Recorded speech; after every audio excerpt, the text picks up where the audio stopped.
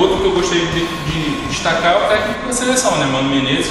É um técnico que tem uma visão de jogo, uma visão tática também privilegiada, aposta muito no posicionamento dos jogadores, a equipe dele sempre muito bem postada, sempre muito bem posicionada e tem sempre uma proposta de jogo bem definida.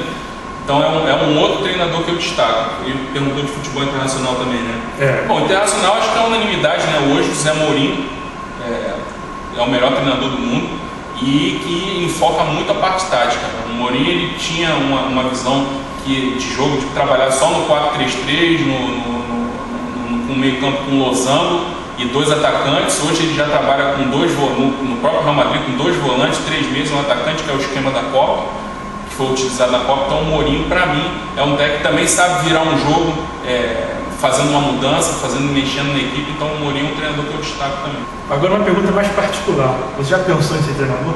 Não, só penso em ser jornalista. Só se talvez um dia, numa situação de muita dificuldade, meu time de coração, que não vem ao caso, quem conhece, me fizesse uma convocação. Aí eu poderia até pensar em tentar ajudar. A outra pergunta é se você acha que o campo da tática ainda tem alguma inovação, ou já conhecemos todos os artifícios possíveis e agora é adaptá-los ao momento. Em termos de estrutura, essa estrutura que a gente fala muito, né? 4-2-3-1, 4-1-3-2, 4-4-2, eu acho que não tem muito o que mudar em relação a isso. Porque eu acho que os jogadores hoje são tão multifuncionais que eu acho que daqui a pouco vai existir uma coisa tipo assim, 5-5. 5 caras que defendem, embora saibam atacar também, 5 caras que atacam e saibam defender, meio que segmentando o campo em 2 pedaços só, e os caras ali eles trabalham se movimentando, mas eu acho difícil alguém conseguir fazer isso no futebol de hoje, que a pressão por resultado é muito grande. Bom, agora mudando de membro da comunidade de futebol, agora é o Gabriel, o torcedor do Ceará, que faz uma pergunta sobre o time dele, o Ceará. Ele disse aqui, até a 32ª rodada do Campeonato Brasileiro desse ano, o Ceará possui a melhor defesa, com 31 gols sofridos, e o pior ataque, com 28 marcados. Mesmo assim, o clube fez campanha razoável, até a 32ª rodada. Você considera que apenas uma boa defesa pode ser o segredo para uma boa campanha de um time, que todos acreditavam que seria o saco de pancada do campeonato? Um time investir só na defesa, ele não vai ser campeão. Mas no caso do Ceará, um time que está voltando à Série A, que normalmente a volta sempre é muito difícil, eu acho que a aposta do PC Guzmão lá no início de investir na defesa foi acertada. O Ceará ali fez uma gordura que agora dá tranquilidade a ele, até para depois da 32ª rodada, nem ser mais a defesa menos vazada, nem estar entre elas, porque tomou 5 do Grêmio e mais 2 do Botafogo. Então, mas aí dá para ver, em 2 jogos tomou 1 ponto quando a defesa deu uma desandada. Então é importante para o Ceará ter essa defesa forte lá no início. Disputou a liderança com o Corinthians nas primeiras rodadas até antes da Copa, e aquilo ali deu uma moral e uma cultura que agora a equipe usufrui, vivendo uma situação mais tranquila na tabela, não lutando tanto contra o descenso. O Caio, um dos torcedores mais famosos do Corinthians na comunidade do Antifutebol, perguntou, ele colocou de uma forma, um termo que eu não vou colocar aqui, o que você acha do Adilson, até de uma forma criticando o Adilson. É importante essa pergunta, André, porque quando o Adilson assumiu o Corinthians, eu lembro que o discurso dele de posse como técnico do Corinthians foi reconhecendo o bom trabalho do Mano, dizendo que ia manter o que o Mano vem fazendo anteriormente, que o Mano foi para a seleção, deixou o Corinthians para a seleção. Mas, no entanto, quando a gente viu os jogos do Corinthians, a gente não viu o mesmo time que o Mano tinha deixado, até a defesa ficou mais fraca. Então, como é que você analisa essa mudança do Corinthians com o Mano para o Corinthians com o Adilson? O que fez o Corinthians cair tanto de rendimento? Eu vou falar do Corinthians com o Mano e agora com o Tite e com o Corinthians do Adilson. O Corinthians com o Mano e com o Tite, como eu já tinha falado sobre o Mano, quando eu falei sobre os técnicos, o Mano ele aposta muito em posicionamento.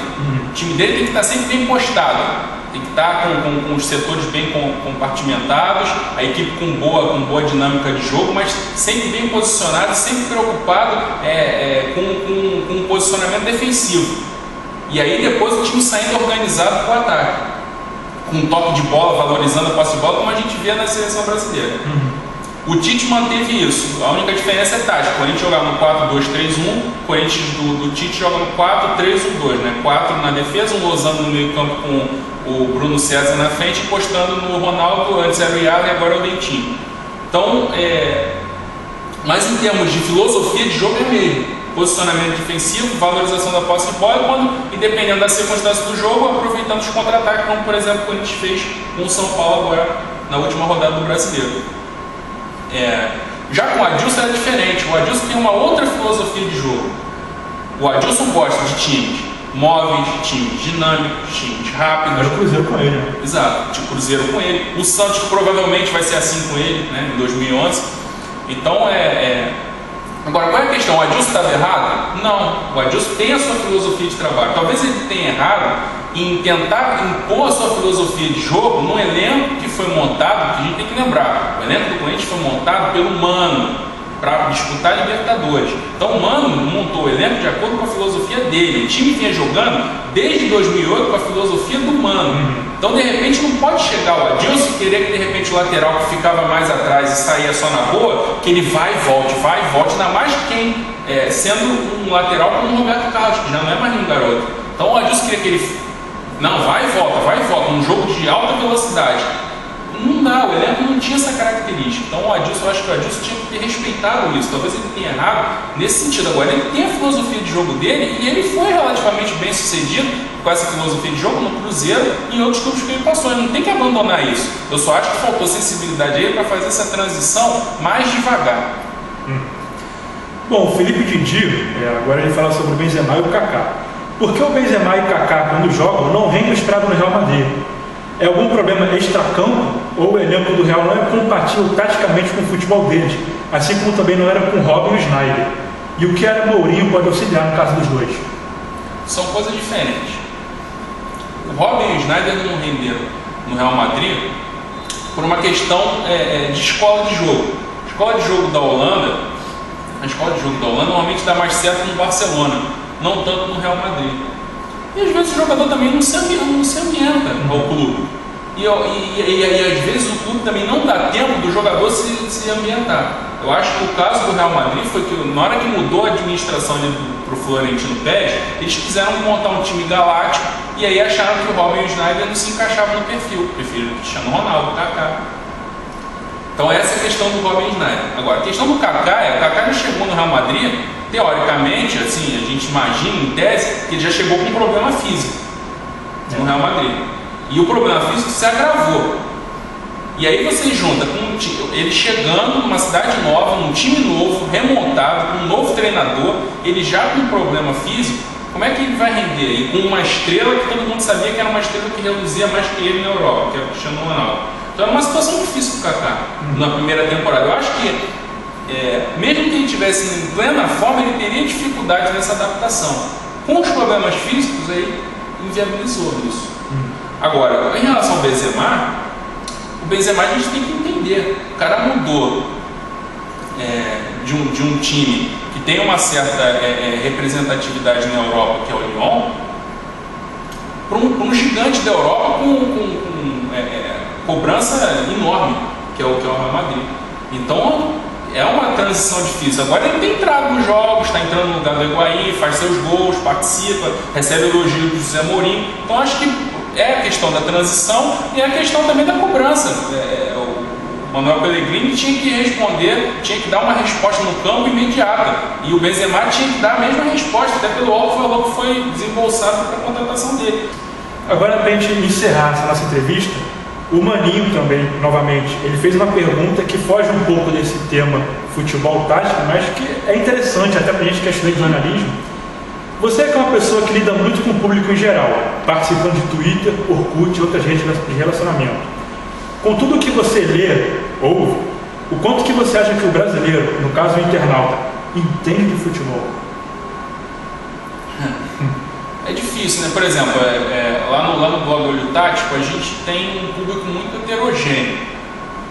As pessoas acessam aquilo porque gostam de tática, acessam aquilo porque gostam de futebol, acessam porque está no Globoesporte.com e acessam porque está falando do seu clube. Porque está o link na página do clube. Exatamente, está o link na página do clube. Então é muito difícil você falar. Então às vezes o cara só entende do seu clube e às vezes tem uma questão que é a seguinte: às vezes o cara só fala do seu clube e aí ele não dá margem para a gente entender o quanto ele entende de futebol, para a gente observar o quanto ele entende de futebol. Por quê? Porque quando o cara vai falar do clube dele, ele fala só com paixão.